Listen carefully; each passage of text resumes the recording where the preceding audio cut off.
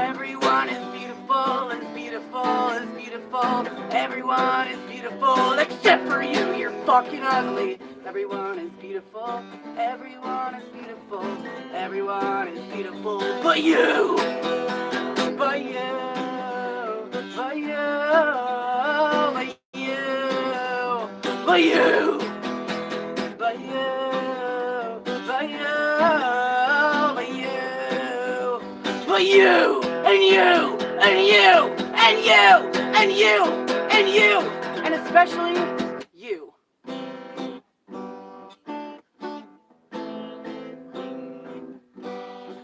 Hi, welcome all you ugly motherfuckers to my awesome fucking show. Thank you very much for joining me. As you know, I'm Cornelius Van Gogh, and I'm here to talk to you about some things which I have not written down or pre-planned. Instead, I totally didn't eat some mushrooms before this shoot, and but I am totally gonna drink some whiskey here in a second. While I wait for the rest of you to join us. Holy shit, there's a lot of people typing stuff. Hi, how's it going? Welcome. Okay, so as you probably have guessed by the really on-the-nose title of the stream today, I'm going to be talking about the basic shit that you need to live off-grid.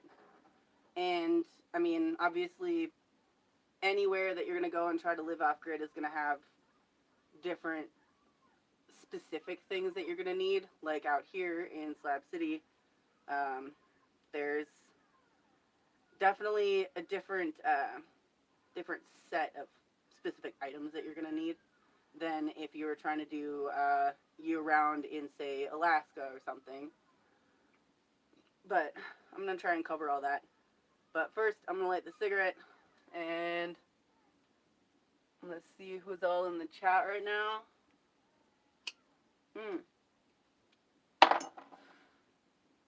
Yep.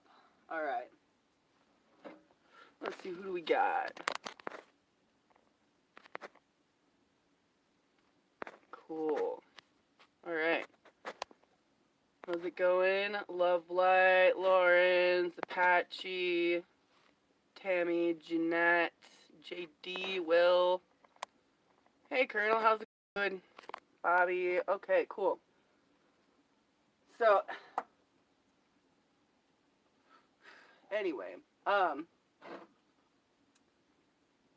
obviously, there's different ways to live off-grid, and I'm totally freeballing this right now, so if I get rambly, sorry, you get to fucking deal with it, and if you want to find some tips about how to live off-grid from somebody else, you can go somewhere else. But, you know, you're here now, so might as well stick around. Try not to bore you. One thing that I tell a lot of people that are completely uninitiated with off-grid lifestyle, when they start asking questions, you can really tell because they'll ask about, like, specific appliances, like, oh, how much solar do I need to run my refrigerator? How much solar do I need to run my coffee maker? This and that. But what becomes apparent when you start using different resources other than the ones on the grid that you're accustomed to is that you don't really need all of those appliances. Like a toaster, coffee maker, you don't need that. I mean, you just use your stove and heat up your own water, do pour over, or you do, you know, French press or whatever, and you can make toast in a pan. Big deal. Heating implements take up a lot of electricity. And when you're using electricity to make something hot, oh, that's one of the puppies whining right now. That uses an intense amount of power. So just doing away with all of those implements will really help you to have a more efficient power system. I'm gonna go check on this puppy here because they sound like they're flipping out. What are you doing, doggo? What's wrong? I just want to see some dumb puppies. What? What's wrong? Are you the one crying? No, you're fine. What's wrong? You okay?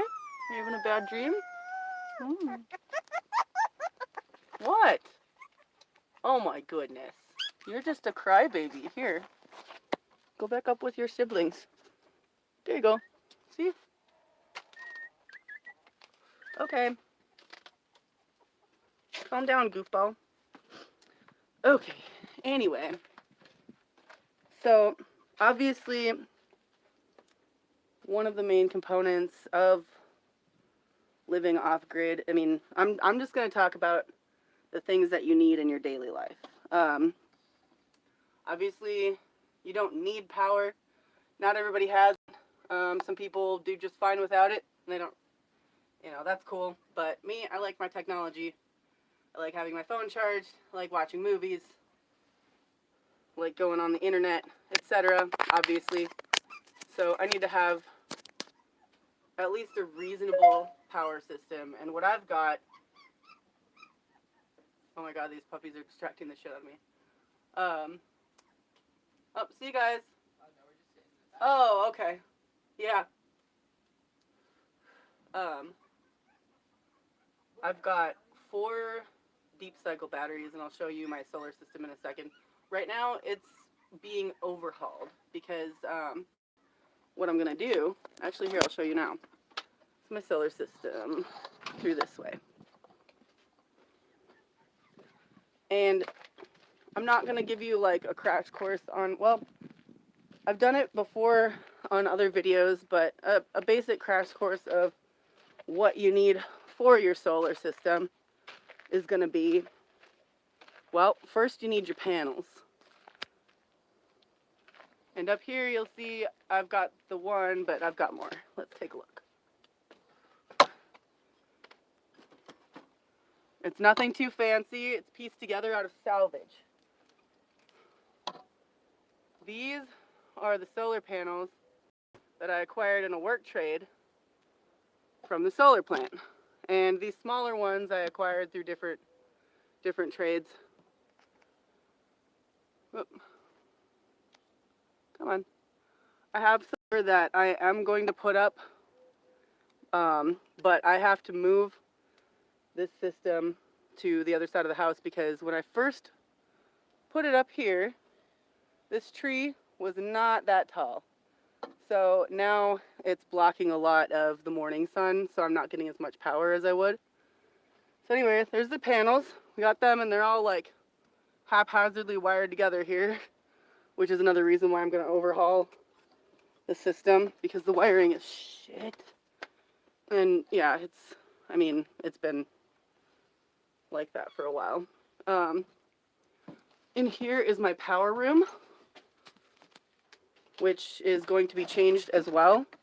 So basically all you need, oh, there's not much light in there. Yeah, there's really not much light in there. Okay, so I got 4 T105RE Trojan batteries. They're 6 volt, which gives off more voltage, I guess. You can do 12 or 6 volt. Those are the easiest ones. And you want them to be in an even number and multiples of whatever voltage you're going for. But again, I'm not an electrician. So all you need is your panels, your battery bank, your solar charger, or your charge controller rather. You need that. It's like 10, 15 bucks online. The inverter is something about this size is going to cost like 100 some bucks. And these batteries are like 200 bucks each, something like that. So that's a thing. The battery bank is going to be your most expensive part.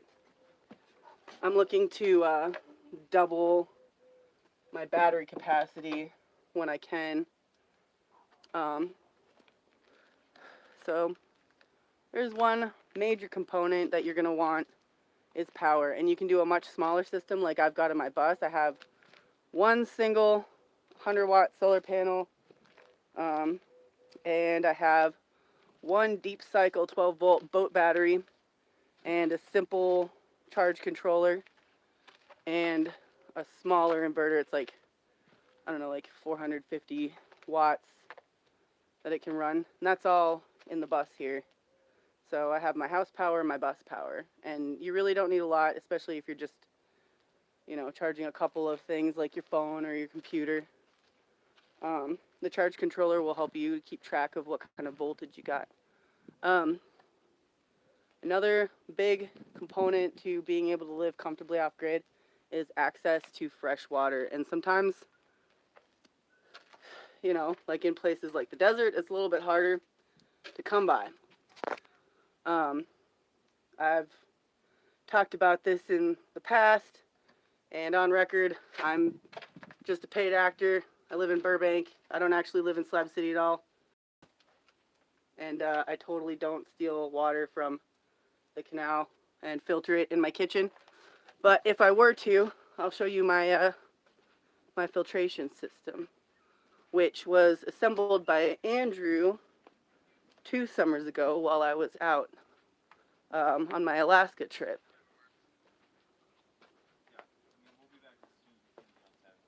What up? Hey, I'm just showing folks my water system. Alright, so I'm not going to climb up there right now, but this is where the water reservoir is. It's 350 gallons. And that comes down to this filter, this filtration system. This is a simple RV filter. It doesn't cost that much money. It goes down into this this holding tank, so that way you don't have to wait for it to come out. So you can either open that up, or you can open this up and get some nice fresh water too. That's all filtered and clean, perfectly good to drink. The water that comes out of the sink here, that's unfiltered, so that's just wash water, which, is nice. So, you don't need a big system like this. Like, you can get away with a Sawyer water filter. There's a squeeze filtration system. I really should get, sponsored by these guys, because I fucking love the Sawyer water filtration system. It's great. So you need power, you need water. I'm in the kitchen, so food is a good thing to talk about, and cooking implements. For the first couple years that I lived out here, I was just cooking over a fire, like a barbecue. You can watch some of my earlier videos where I'm cooking, and I'm just cooking it over my barbecue, and that works just fine. But now, what I'm using is this oven, which is run, or this stove. This is my stove. The oven inside it does not work, and I run it off of propane. And this is the oven. It's a separate unit. So then I can bake stuff, and that also runs on propane. Both of these ovens have been adapted to run on propane, so it's a little bit, it's a little tricky. You can buy, I think, actually this one was already made to be propane, and you can buy those already affixed to run on propane rather than natural gas. Behind me here is a bunch of food. This is all non-refrigerated, non-perishable food. I've got my cans of stuff. A lot of this is salvaged. A lot of it came from, a lot of it was free. Yeah, most of it's free and salvaged. I don't buy too much canned food because there's plenty of it floating around the desert and all over the place. You can score it pretty easy. And then I've got some emergency rations down here, like this is all stuff that will keep for months, sometimes years even, until it gets opened. Got some dry milk so that it doesn't rot out here. And then fresh food, I don't keep more of it than I can eat at a time unless I'm planning to share it. So I've got fresh food that should last up to a week before it gets pretty gross, just like in the open air. Obviously some foods are a little bit more time sensitive than others. In the back here, I keep my stuff in these coolers. This is dog food so that rats and mice and bugs can't get into it. It's easier to keep critters out of it when you've got it up off the ground and contained. And then in this one, I just got in some frozen meat, and I'm gonna have to use that up in the next 4 days. And over here I've got some more emergency water rations, but I'm right next to the canal, so it's not hard to acquire more in an emergency. So food storage is obviously pretty important. And there's, you gotta do a little bit of research and find out what keeps for how long. Me, I've just done trial and error. A lot of the stuff that you think goes bad quicker doesn't go bad as quickly as you would think. So, on the last video I did with the cooking episode, you want to do the smell test, you want to do the looking at it test, and then do the taste test. And if all of it kind of lines up, then it should be fine. Over here is where I keep my cold beverages, ice cold beverages that I can serve to friends and patrons of the library. And this cooler is pretty sweet. It's not the greatest, but it's kind of a knockoff Yeti. And it works pretty good, keeps the ice. So we've got power, water, food, and food storage. And another important element to living comfortably off-grid is obviously your shelter. And that's kind of a big one.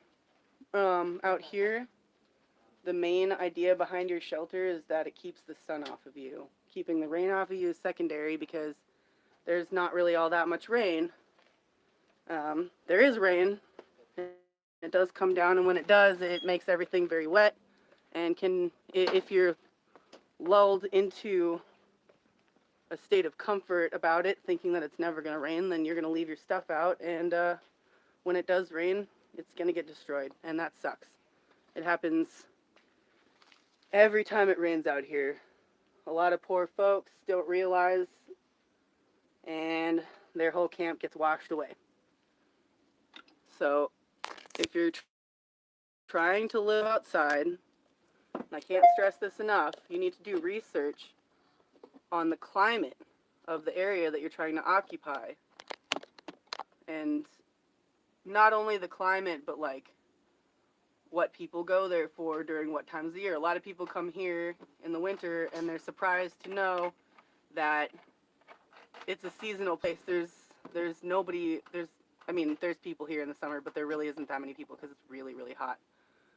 The same can go for other climates with different types of temperatures. Maybe people leave because it gets too cold, that sort of thing. So if a place seems really comfortable and easy to be in, you're probably there in the on-season, the comfortable season, and you need to start thinking about building your shelter for when the season gets rough, whether it be cold or hot. So out here, my method of creating a comfortable space for myself is putting up lots of shade, having it spread out over a wide footprint, and having the ceiling high up off my head so it keeps the sun that much further off of me. So it stays nice and cool in here. And right behind me here is my summer chill area where I keep myself sane by hanging out on the internet and games and working on art and my music. So if there's an off season in the place you're trying to occupy, then not only are you going to have a comfortable space to keep you warm or cool or dry, not only are you going to have to worry about that, but you're also going to have to worry about how you're going to keep yourself sane and occupied while you're hunkering down, waiting for weather to pass. So having hobbies to do is good. Picking up an instrument, list of living in a home, stuff like that to keep you occupied. You gotta keep yourself occupied. Oh, thanks, Paul Cook. I will. Actually, you know what? I'm gonna take a swill here. This is for you, Paul. That is a good question, Jesse Allen. And that would be one of those things that if you're trying to move to a place that you should look up. Like if you're thinking about how you want to try your hand at living in Slab City, the end of this month, the end of February is like the end of the winter season. It's already, and over March and April, it's going to be getting between 90 and 100 degrees. And then May and June, it's going to be like 110 plus. And July and August, it's pretty much above 120 almost every day. So once you get to the dog days of summer, July and August, you're just like completely subdued, waiting for it to be over. And it's crazy. There's a lot more critters out here that are active in the summertime that aren't active in the wintertime. Like the rodents are definitely a lot more active, especially in late spring. Oh. Mm. And rattlesnakes become very active in the summer. And scorpions, you'll find a scorpion under every single fucking thing you pick up. There was a few years ago, I went out to the shitter, and I go to reach for the toilet paper, and there was a little fucking scorpion stinger sticking out of the fucking toilet paper roll, like ready to get my hand. And I was like, what the fuck? Oh, there's tons of flies that bite. Cazadors. At least, I mean, that's literally what they are. They're called tarantula hawks. It's got the second most powerful sting of any creature in the world. Second only to the bullet ant. So yeah, there's that. In places where, like, I grew up in Minnesota, so I'm actually a lot more experienced with cold weather survival and techniques. Oh, hot damn. Thanks, Will. Is there any way to combat the rattlesnakes, Incas? Yeah, you shoot them with a gun or hit them with a fucking garden hoe or something. Basically, the idea is you're going to want to kill them because they return to places and they will hunt for my kitties and any other critters that I might have running around, like if I have chickens or something. So, but the cool thing about having cats is that they're natural enemies of rattlesnakes, I guess. It's like, it's a rivalry as old as time, I guess. But they're actually resistant to rattlesnake venom. They're not immune, but they're probably, I mean, if they get bit by a rattlesnake, they're not going to die. They'll get through it. And what they'll do is they'll find the rattlesnake and agitate it so that it will rattle, and then I can find it and kill it. So that's pretty good. That's pretty handy. And that's one of the reasons why I like to keep cats around. There's many, practical reasons to keep like that, like pest control. I think it's time to take a dab. I've been fucking rambling for 25 minutes. Anybody got any questions about the shit that I've been talking about so far? Cazadores means hunters in Spanish. Cool. I did not know that. That's what they're called in the Fallout universe, but they have like big ass ones. Out here, they're only about this big. Because if you know what they do, okay. If you don't, there's a video on YouTube here where a guy got too shit. But basically, what a tarantula hawk will do is they hunt tarantulas, as their name implies. And they'll go and find the tarantulas. Usually they live in holes. A fair amount of tarantulas that come out in the summer. And a few of them live under some of the bookshelves as well. They're fine. They're not venomous, and they don't run around and scare people or anything. They just chill. But the tarantula hawk will go and find them in their dens, because they dig holes. And the tarantula hawk will go into the tarantula hole, sting the tarantula, which sends the tarantula into like It's so much pain that the tarantula can't move. So it's like paralyzed in excruciating pain. Uh, the tarantula hawk will then drag the tarantula. The spider's still alive. And the tarantula hawk eggs will hatch and they'll eat their way out of the tarantula body while it's still alive. So, yeah, I mean, if they were human sized, that's like pretty much the most terrifying thing that I could think of ever. Fuck that. Corn buffering in this location. Oh, thanks, guys. Here, let me see if I can find a better spot. The reception out here is really not that great. And a lot of people have a lot of problems with it. Let's try over here.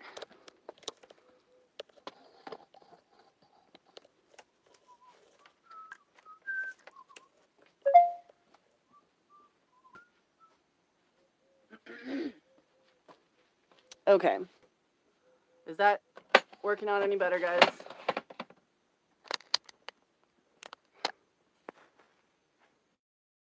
What do you guys... Okay. I see a lot of questions here. How many people are living on the slab? There's not like the slab that everyone's living on. But right now there's probably about 1,000 people in Slab City, I'd estimate. The number's starting to drop because people leave because it gets hot. Oh, good. I'm glad that's working better. Good. Cool. Okay, so we've got power, water, food storage, shelter is obviously important, and the way that you're going to build your shelter is going to look different depending on where you're trying to exist, obviously. If you're trying to build a year-round shelter in a cold place, like I said, you're going to need a whole different thing. I'm building this so that there's free airflow. Let's see. Oh boy. I got tourists rolling up too. What materials do I recommend to build a shelter? Out here, actually thanks for the question, Incas. What I tend to work with, you'll see it, I'm surrounded by it, but I like pallets because they're prefabricated. I can just pop a wall up and, there's plenty of space between the boards so that there's plenty of air. And I use a lot of shade cloth. And for my roofing, I use pretty much exclusively tin roofing because it's easy to come by. It covers a lot of space. It's light. You can nail it down to your frame. It's not such a big deal. If I were to build a shelter in a cold place, however, I would definitely focus more on insulation rather than basically anti-insulation. Like, everything about this space is breathable and airy and light because of location, obviously. But it's always been a dream of mine to build a log cabin somewhere up north one of these days. So we'll see. Maybe that'll be next. I guess that covers like all of the basic things that you need. You're definitely gonna want to plan too. Like, you don't want to Christmas candles yourself and end up stranded where you can't get to help if you need it. Like if you're having health problems or if you hurt yourself or something. You got to know what you're getting into, and if you're gonna run off in the woods expecting to live with nothing but a hatchet and your wits, like, start small. Don't overestimate what you can do, because nature doesn't give a fuck about your feelings. It'll eat you up. So know what you're getting into. Study the area that you're going to, and what kind of plants and animals are going to be there that you have to deal with. Whether there's going to be other humans that you have to contend with too, because some people just suck, and they're a lot to deal with. So if you're in an area that, like, say you're, I don't know, a brown person or a gay person, you might want to look into the local atmosphere a little bit first. Fortunately, here in Slab City, people are really accepting of different types of people, and that's one of the things that I like about Slabs. It's really special. Like you can wear whatever the fuck you want, and be weird as long as you're not hurting anybody. People are like, yeah, that guy's cool or that person's cool or whatever. So that's nice. But definitely there are some places in the world that I would be wary of wanting to move. Oh, Mackin one Hans, did you just give me $100, dude? Shit. Thanks, bud. Damn. Alright, this one's for you, buddy. Loving it.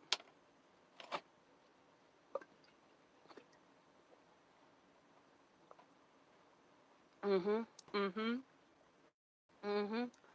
Yeah, so right now, oh, that's another thing that I was kind of getting at with the having a plan um with your location as well, like having a way to at least be transported, if not transport yourself. So you're gonna need like if you're gonna if you're gonna be out off the grid, you got to have at least a basic grasp of mechanics. So if you don't know how cars work, if you don't know how lawnmowers work, or like basic engine repair and hardware repair, that's something you should definitely spend time focusing on. Um, if you're trying to live a more self-sufficient lifestyle, learn how to learn how to use tools, and learn like I mean at least how to swing a damn hammer, like and turn a wrench and use a power drill or a hand saw, things like that. Practice using tools and repairing your own things. Learn how to sew, because like all those little things that happen in daily life that you can just go to the store to go get something new. When you're out in the wilderness by yourself or with a small group of people, you can't just do that. You have to sew up your ripped pants, or sometimes I've had to like even like Frankenstein my own underwear, like um, that sort of thing. Just recycling and using old parts for new stuff, and making things better. Yeah, definitely learn how to sew. And you can practice just with like um, you see all the punks with their patches on their vests and their jackets and stuff. You can start with just trying to sew patches, and that way when you actually get a hole in your clothes, you'll know how to sew a patch already. It's not hard. Everybody should have a basic sewing kit. And you're also going to want to learn basic first aid as well. So let's see, what's that? Your skill set would have to be a little bit of electronics, little bit of engine repair and mechanics. You're gonna have to at least be strong enough to haul water, or smart and or rich enough to have somebody else to bring it out to you. Um, you might want to pass time, play an instrument, helps keep you sane. Um, and yeah, basic medicine. Like you don't need to know how to sew somebody up or anything, but hi, how's it going?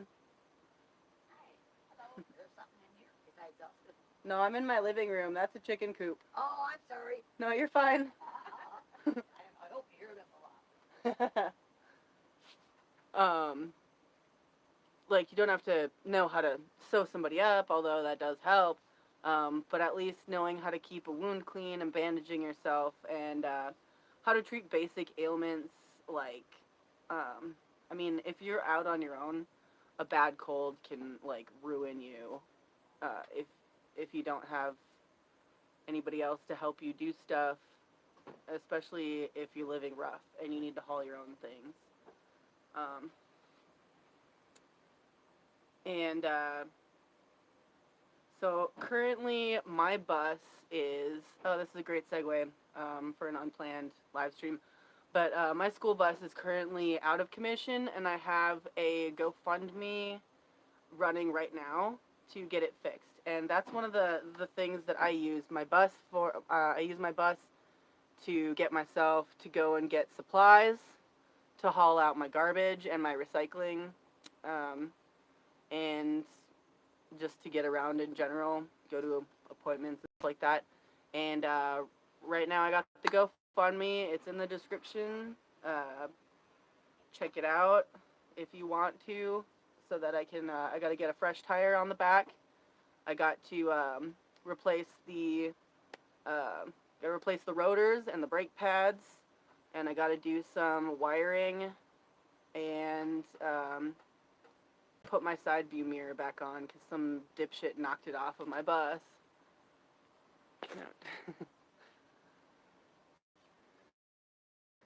Yes, nutrition and dental are definitely very hard. And also, I have a prosthetic leg.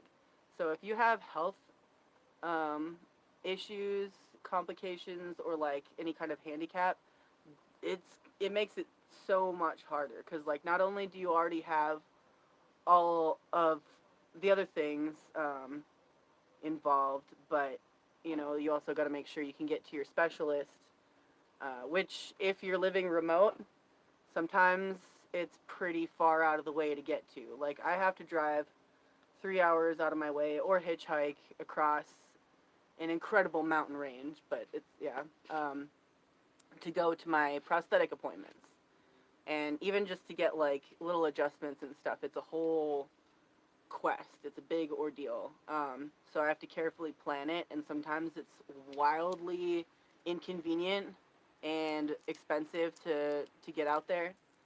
But like, you got to do what you got to do. So if you have any issues like that and you don't have a plan for it, you're already setting yourself to be fucked. So yeah, transportation is essential, or at least like a plan to be transported if you need to. Um, also another thing that. Oh, thank you, Moneysuckle. That's awesome. Um, Another thing that is really important that ties in with the whole shelter thing is security. And when I first came out here, I came out with my 12 gauge shotgun, which was great. And it helped me to at least feel secure enough that if somebody really was fucking with me, then I could handle it. Um, but also having a nice barrier around my space that I occupy helps to keep people out of my shit so that I don't have to worry as much about it. And it's been great. Like, yeah.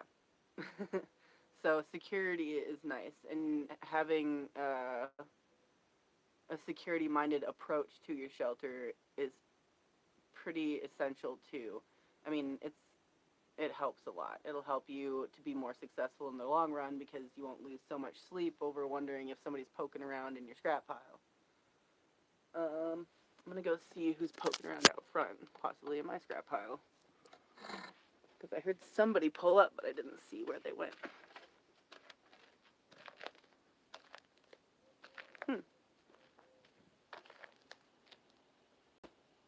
Okay.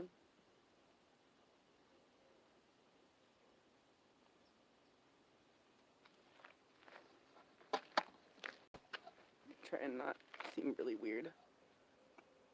Hey, you guys looking for some? No, we're just getting ice. Oh, sure.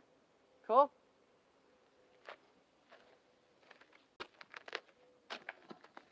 Cute. Boy.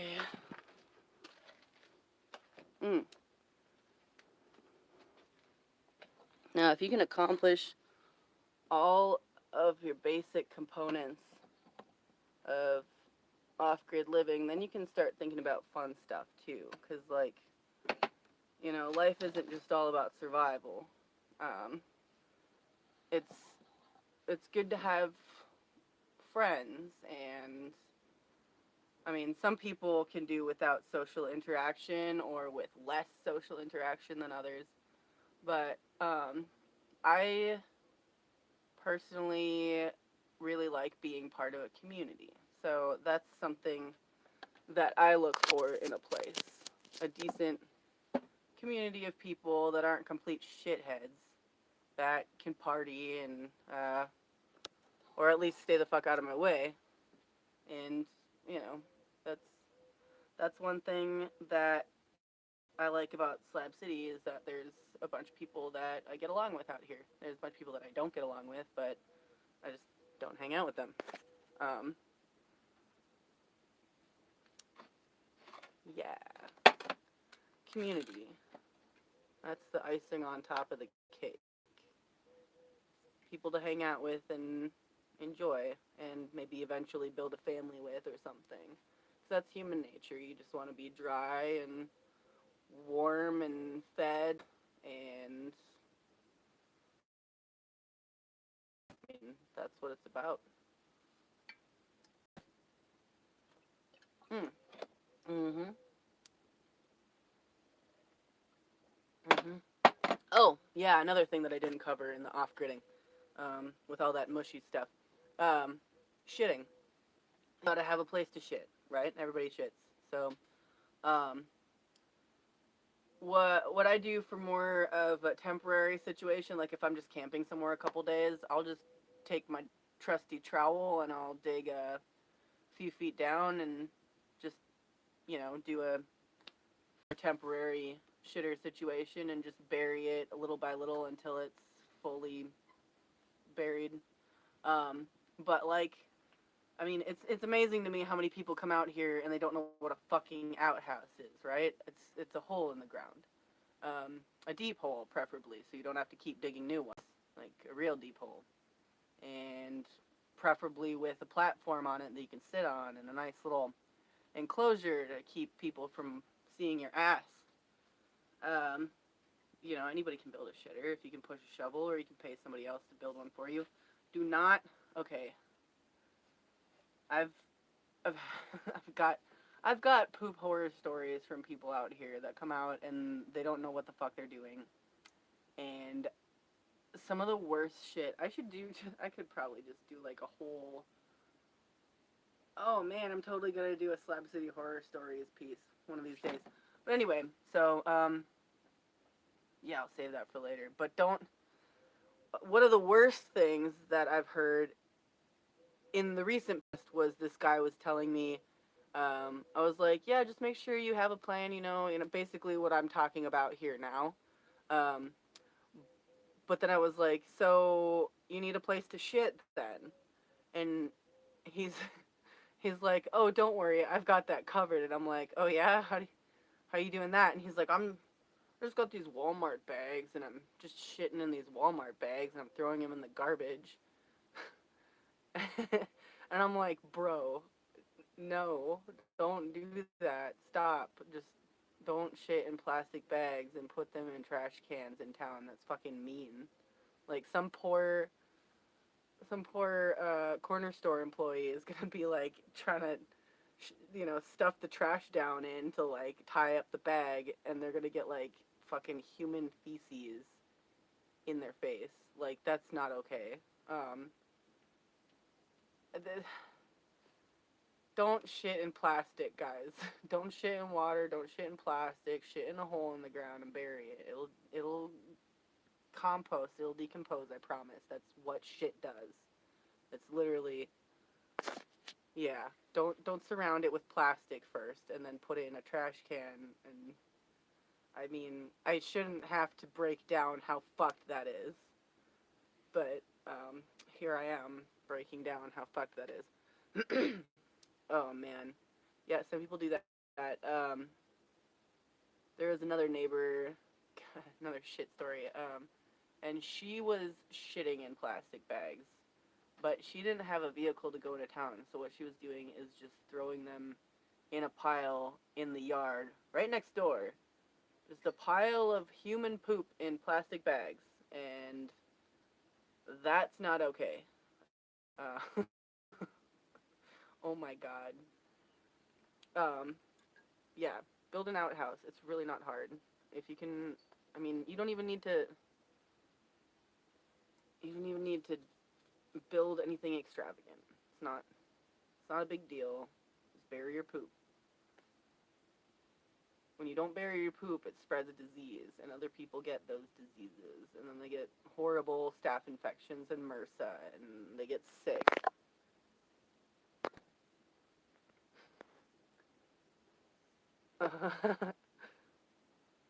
God. Oh, you guys. Yes, cholera too. Okay. I heard somebody poking around at my fence. I'm sure it's just some tourist trying to take a piss, but it's kind of sketching me out.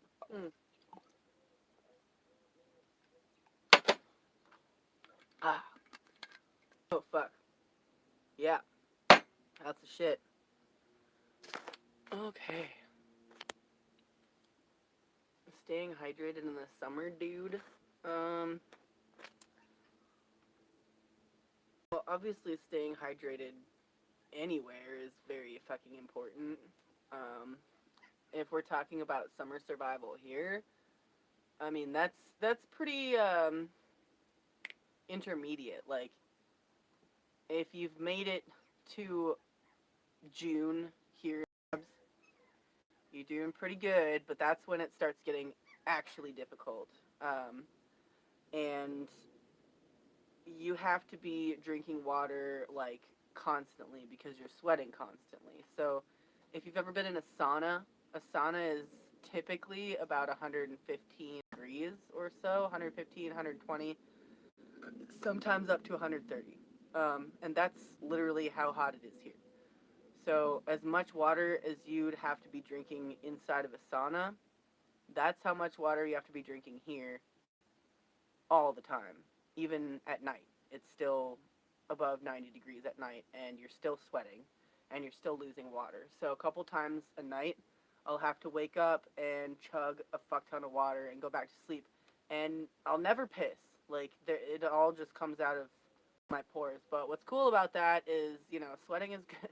It's good for your skin, and it gets toxins out. So, I mean, you win some, you lose some. I guess I live in a sauna all summer, and I sweat all my toxins out, and that's why I'm so cool, because I don't have any toxins left. And, yeah. Hey, what's up? Hey, we just went swimming. Cool. So nice. Hell yeah. So cool. Yeah, we're about to peel off. Great. So we'll see you tomorrow. I would like that. Stop by anytime. We'll If you come, if did you, you- can get somebody to hold down the fort for you. Did you want to introduce yourself? Okay, that's Do fine. people living in Slab City watch the stream? Yeah, but right now I've got 121 folks watching me, and most of them don't live in Slabs. Some of them have visited, but mostly they're just people Well, from if you're around. in Slab City, pull up. He won't plug himself because he's too modest. But pull up I tomorrow. don't think they're gonna We'll hear film you. The range. The range. Are you sure you guys don't want to just give me this announcement? Yeah, I'll give it. Okay. All right. What's your deal, guy? I'm Ish. I'm Egyptian. This is AJ. He's from Arizona. We're some desert motherfuckers. And they're gonna be playing at the range tomorrow. We're gonna be playing at the range tomorrow. Mostly AJ. Cool. I might make Dead West. Dead West is the name of the band. If you want some good tunes, we're also playing with a band called Sheaver, who are these fucking sick, shredding motherfuckers. It's gonna be a good time. All Lady Epic. Damn. They're recording in Bombay Beach. Just a couple Yeah, they miles just from recorded here. an album in a month. They just sat in the studio for a whole month and came out with an album. It's gonna be a great show. Fuck yeah! Thanks, Yeah. guys. All right. Thanks you. for stopping by. Yeah. Thank you, I'm gonna Cornelius. buy. Absolutely. Yeah. See you tomorrow. Enjoy. Ciao. Come on by later. All right. Nice gentleman. That is an example of the kind of community that you can get in. Oh, hey, Keaton. In Slabs, at least, like a lot of people that do art and play music, and yeah, it's nice folks. Oh, baby. This is my baby. This Haminga. She eats all the mice. Hi, Freya.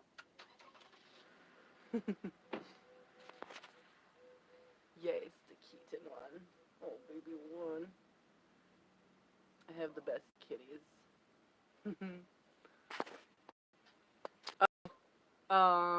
Yeah, I guess I gotta do the responsible YouTuber thing. If you like my content, hit the subscribe button. And, I don't know, ring the bell, fucking give your balls a tug. Whatever. Fucking do it. And check out my links in the description. Got a fuck ton of links there. Most importantly would be my fundraiser for my bus. Because, like I was saying, if you don't have a transportation plan when living off grid, it makes things a hell of a lot more difficult. Um,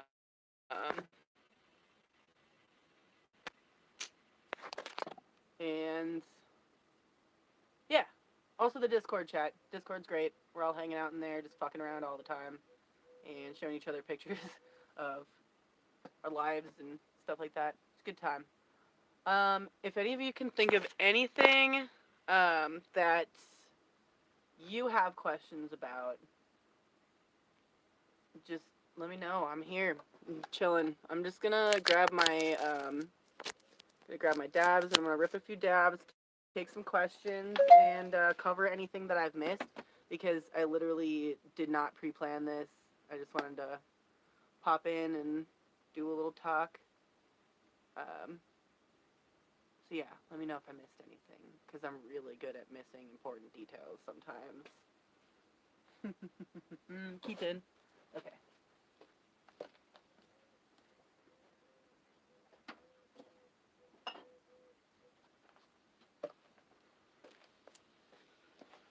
Alright. Oh, thanks, Sapphire Tiger. You kick ass. I really appreciate that. You know, you don't gotta put yourself out to help out, but I mean, you know, I'll accept it. I have been, one thing, oh man, I'm not gonna get on a rant right now. Am I? Oh no, I'm not gonna do that rant right now. I'm just gonna do a dab about it.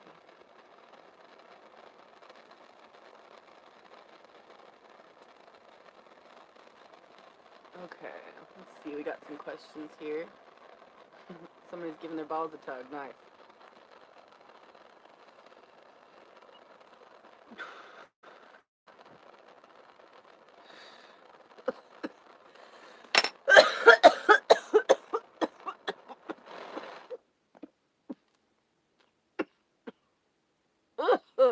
Okay, let's see what we got here.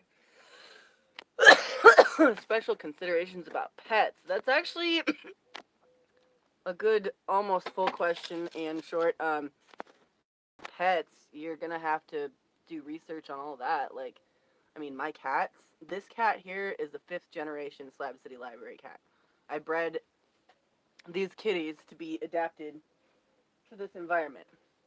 So they're meant for this place. Their parents, their grandparents, their great-great-grandparents were born here. Or, well, the white cat, Tom Waits. Oh, did you just almost eat shit? The white cat, Tom Waits, she's 2nd generation Slab City Library cat. So she's definitely a lot more friendly, and trusting of strangers.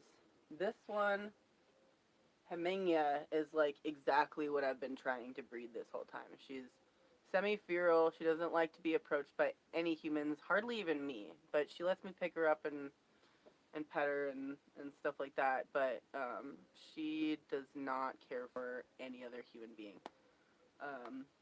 And she's an incredible hunter. And she's very cautious and just good at living out here and not being out in the open. Like, some cats, like, they don't know, they're dumb, they just walk around out in the open and like to lay in the dirt, like to lay in the sun, and hawks will swoop down and just pick them up and eat them. Um, obviously, also, pets out here, like, you wouldn't want a long-haired dog out here. My ex had that German Shepherd, and he loves the cold. He was not well adapted for this region. We had to shave him and keep him doused in water. Water. It's not a place.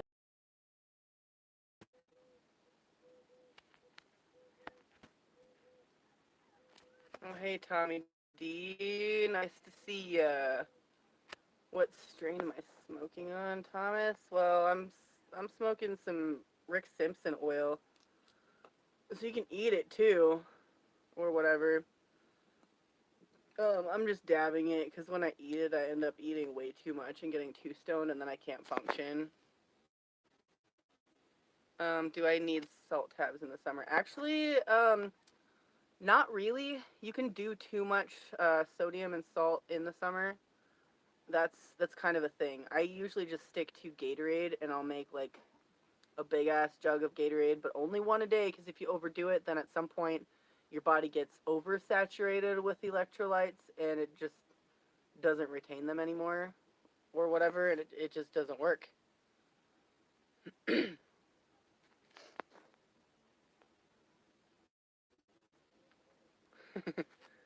Oh, Zombie Queen, get too stoned to function right now. Come on. Let's do it. I'll take a dab with you. Hey, buddy, I can show you your campsite in a little bit here. If you want.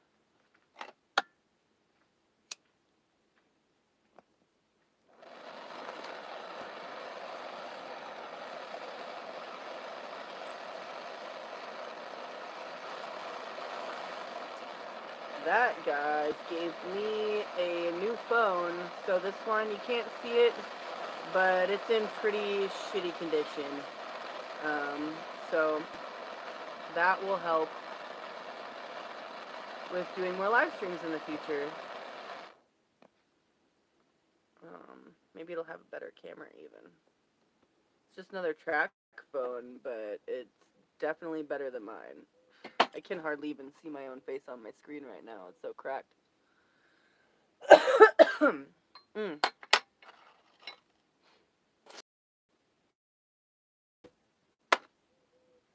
Shit, dog. Damn, I could go on like a whole about like nutrition and pretty much all of the different shit that I was covering, but what I think I'm gonna do is I'm gonna break each of those main components into its own different video, and then I can do a whole live stream talking about solar. I can do a whole live stream talking about kitchen stuff, etc. Talk about shelter. Oh boy, I have a lot of work to do. Fuck.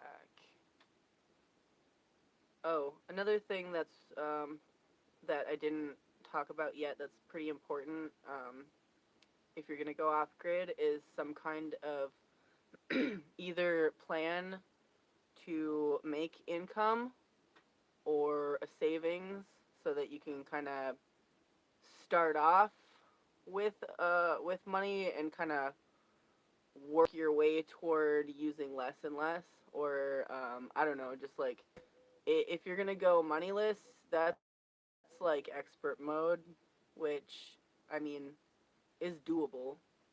I'm not against money.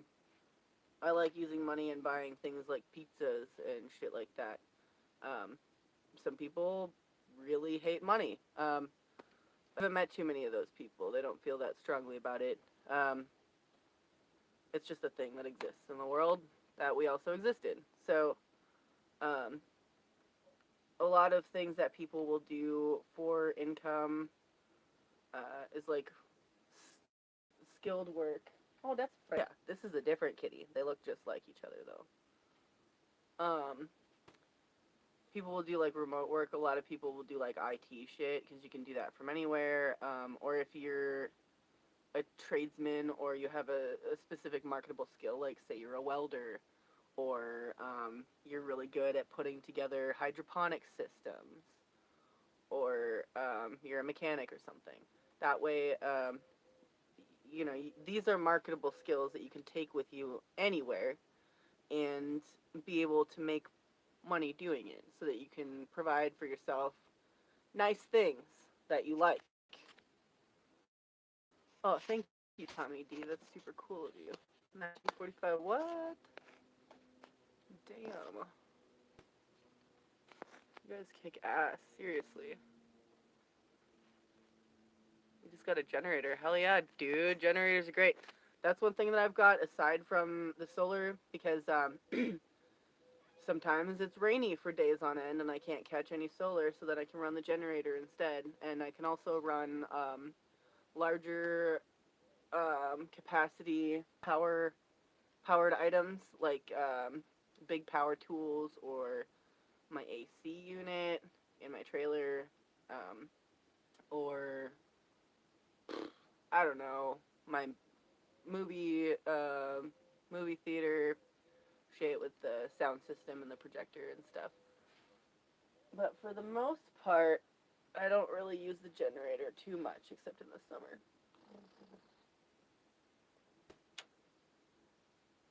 This kitten just got fixed, so she's not going to have any babies. Boop. This one, she looks just like Hemingway, only if you're not familiar with them. Like, she's a lot bigger, and she's definitely got a more distinct coat, and after she got fixed, she had to get her ear clipped because she got fixed at a Furo clinic. It was on short notice, so I just, she doesn't fucking notice. It's fine. Now people can tell the babies apart a little bit easier. It's got a little clippy ear. They only clipped it a little tiny bit.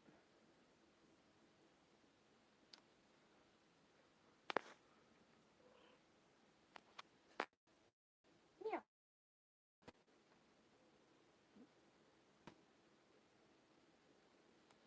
There's the kitten. Yeah. Okay. Alright. I've got questions. You don't have enough sun for solar. Well, that is a thing. And thank you for bringing that up because there's not abundant sun in everywhere in the world. And you can. I haven't dabbled in wind or water power yet, but if you're next to a river, you can generate or you can collect energy from, the current of the river. Or if you're in a windy place, you can generate, or sorry, not generate, but collect power from the wind. And all that takes is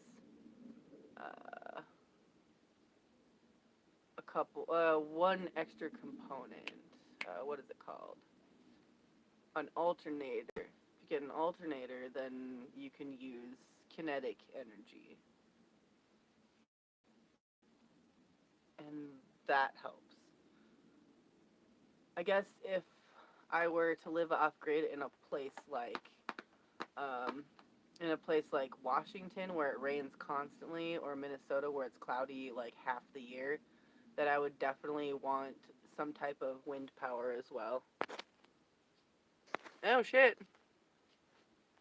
Wow, thanks ZeroViz53. That's awesome. Oh.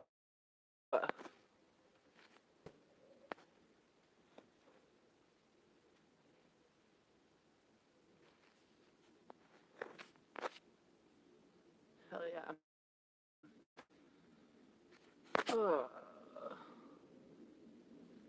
Let's see.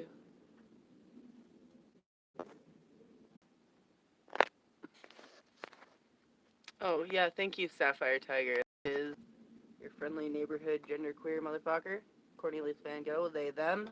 Thank you very much. Oh, what do we got here? Hell yeah, somebody else. That's fair. Yeah, if I definitely.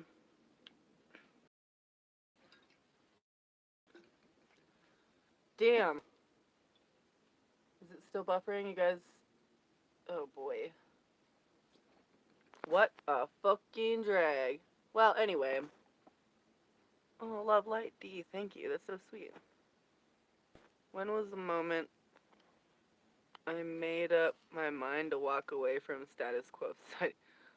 Joseph Stalin's, there was never a moment. I was just always kind of outside society.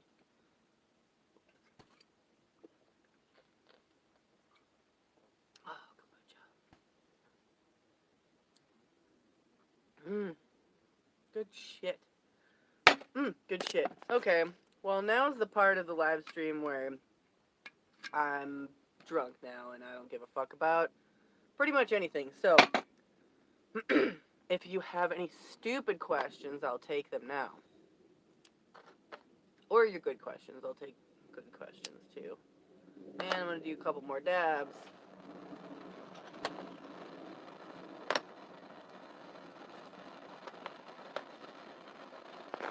See what we got.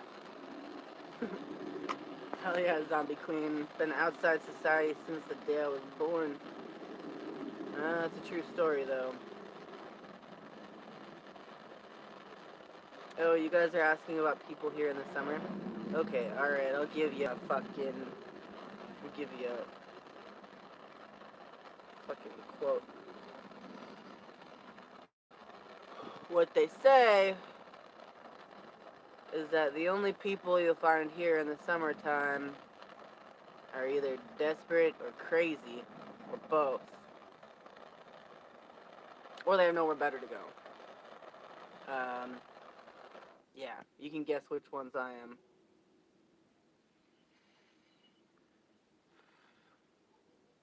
It's crazy. Oh, yeah.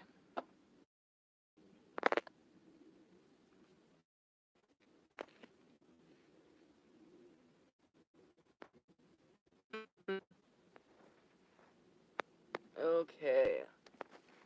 How do you deal with my period? What the fuck? How did you pay for your bus? Okay, alright. We'll go back to the period thing. Why not? I said stupid questions. Like, I mean, come on. Like with any, what is it? Any throwaway toiletry stuff, I burn it. All burnable trash goes into a burnable trash container and then it gets burned. That includes leftover food that I can't feed to the dog, that isn't compost.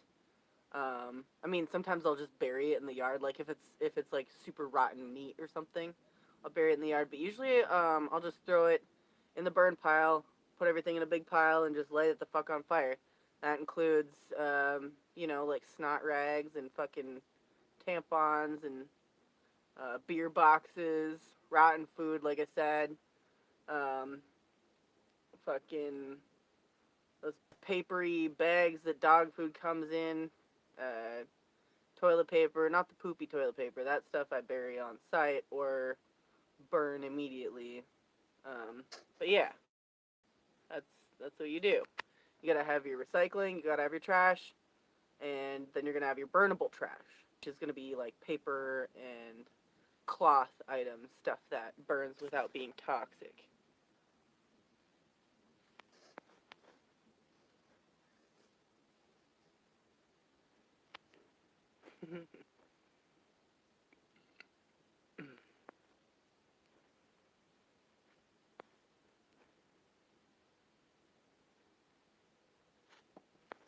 Okay, stupid. Will I grow horns into full Billy Idol spike? I don't know.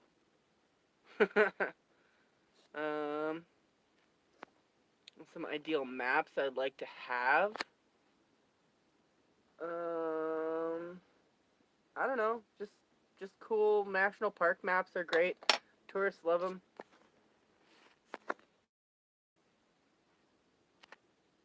Has anyone traveled down the canal to LA? The canal doesn't go to LA, dude. It goes to, like, El Centro or some shit. Triple mohawk. Yeah, I could see me doing a triple mohawk.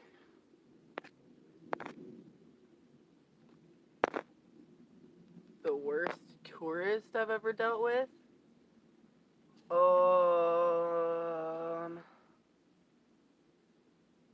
I mean, I don't know if they were the worst, but there was this like middle-aged lady came in here and was like being like weird with the camera, like came in with the camera and was like trying to sneak around corners and taking pictures of people. And I was like, yo, you need to ask permission before like taking pictures of people in here. And she was like, and she just like flips out. And then she goes to like, I introduced myself. I'm like, I'm Cornelius Van Gogh. This is my house. Like, you know, this is my place. If you have any questions, just, you know, let me know. And she like gets so offended and she runs over to the table over there and like starts talking to they always go for the tallest, whitest male in the room as though that's the guy in charge, right?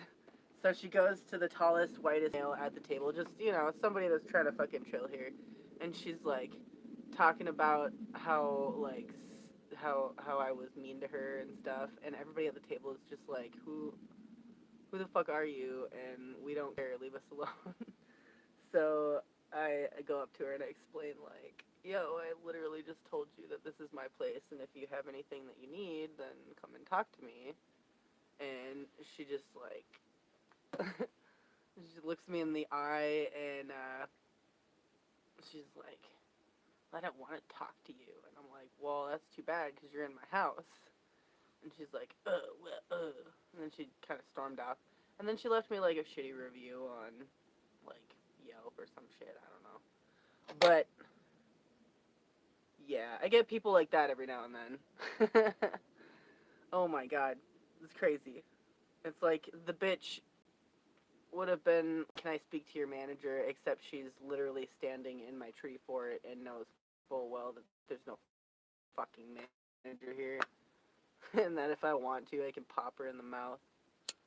I'm not gonna do that though. We're in a damn library here.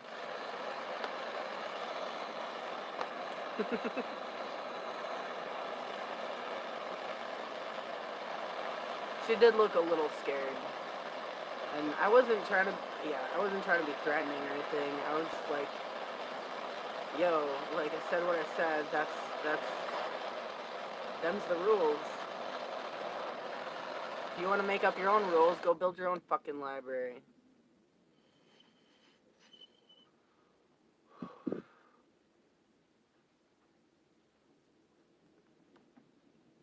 And why the fuck not? Go build your own library. Alright, well I'm gonna plug my fucking, I'm gonna plug my links again. Check out the links in the description. There's my GoFundMe, to fix my bus, because my bus rocks and it can take me on more adventures. And all it needs is a little bit of some fixing and some TLC. And there's the Discord server, there's my PayPal if you want to donate directly, there's t-shirts, and I'm gonna be, here, let me show you this t-shirt design that I was working on. Hold on.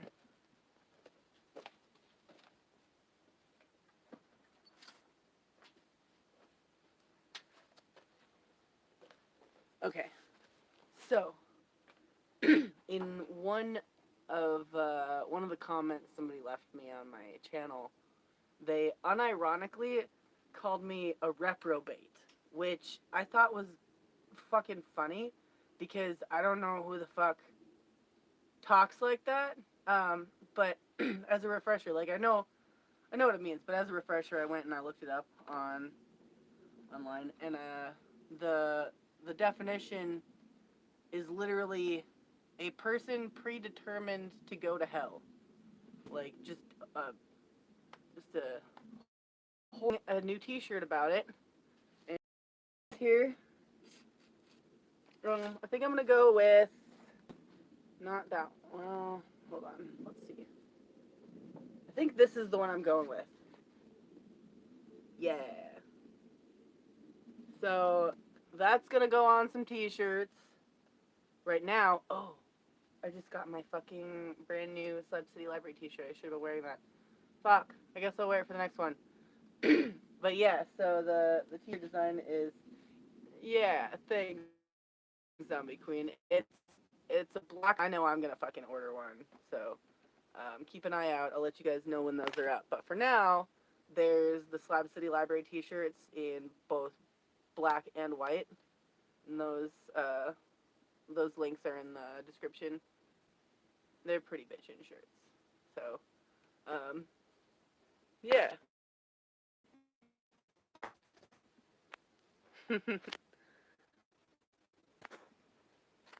Yes. I'm extremely stoked to wear my new shirt.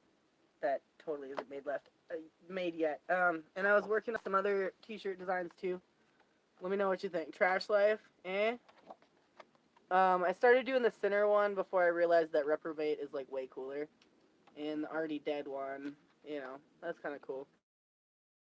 I was just more making those for me though. But yeah, then I started with the shit and it got more metal. Kind of like, oh.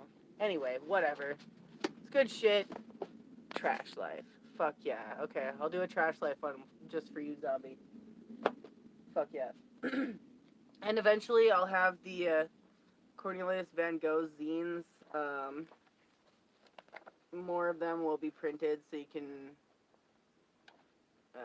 read that. It's good stuff. Probably none of you have seen them. Except for you fucking hardcore fans. Ooh. Who probably already received misprint copies. Those are pretty cool. They were, yeah. Yeah, I know. I would love to send one to every single person that hit me up for one, because they're beautiful and I'm really proud of them. But these ones are printed in Minnesota, and I'm kind of nostalgic for this print place, so I think I'm gonna have to actually. Fuck, I should have called them today. I'll call them tomorrow, make some orders. So maybe by the next time I do a live stream, I'll have some to send out to the fine folks that make donations here. But yeah, until then, I'm just working on getting my shit together. And I hope that all of you also get your shit together. That is my sincerest wish. Alright. I'm taking another swill here. We're at an hour 22 minutes. Holy shit, how did I kill that much time? Man, you guys really fucking rock. I know some of you stuck around for like the whole fucking thing too. It's amazing.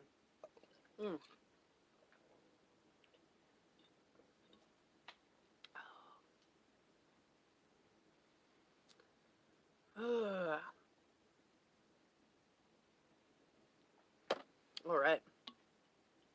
Right. Damn it. Aw, you rock.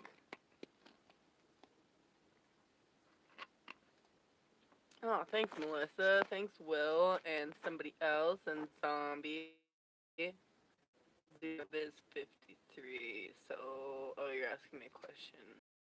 No, a burner phone, and I just got gifted a new one. So I'm. Who's doing a circle jerk? Aw. Well, you can continue the circle jerk in the Discord chat. That's what we do all day long. Just circle jerking.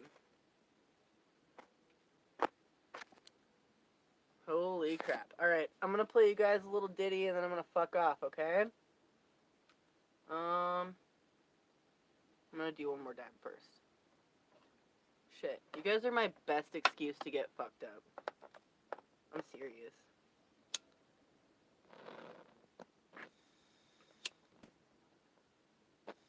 Whoa.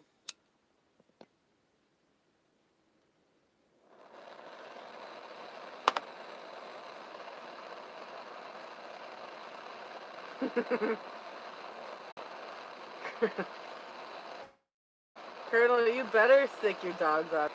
She's just the damn cutest little bean. You gotta come see the puppies, dude. You know, Colonel, at first I thought Jackie was the worst one of your pups. I was like, oh, the other two are great, but Jackie's a little shit. And then after the road trip, I was like, the other two are a little shit. No, Bailey's an angel. Fucking, yeah. But Jackie's great. She really, came into her own, as it were, on that trip.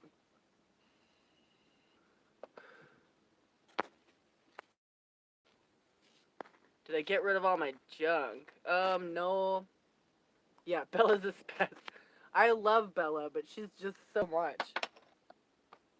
And no, I didn't get rid of all my stuff.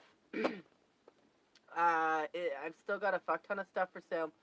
So, in the off chance that any of you viewers are anywhere near here, I have a bunch of stuff that I'm trying to sell for, like, basically nothing.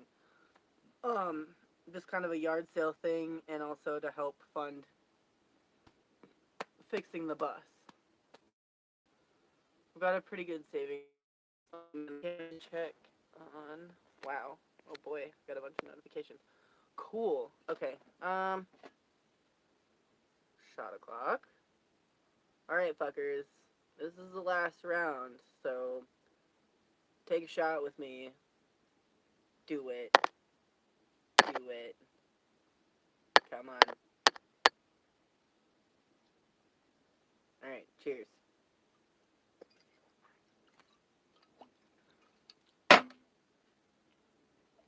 Alright.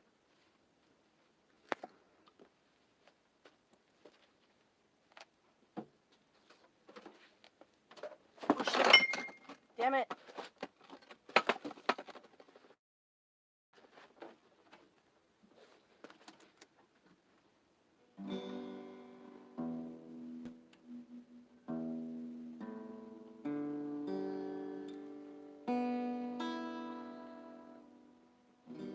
I think my tuning pegs are fucked. Anyway.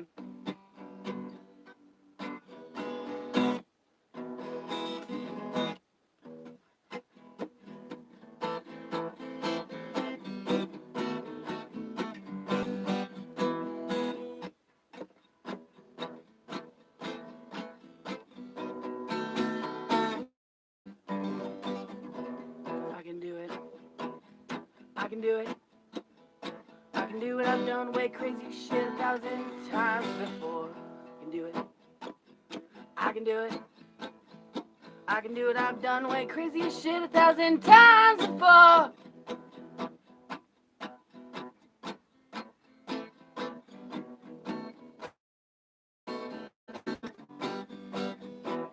Just 'cause I don't know how, it doesn't mean a thing. That's what makes my life more interesting. A little hardship and some penny scraping. That's par for the course in a life of rubber tramping. I can do it. I can do it. I can do it. I've done way crazy shit 1,000 times before. I can do it. I can do it. I can do it. I've done way crazy shit 1,000 times before. That's a little teaser for a song that I will finish later. Okay. Well. What the hell? One more shot. Cheers, fuckers.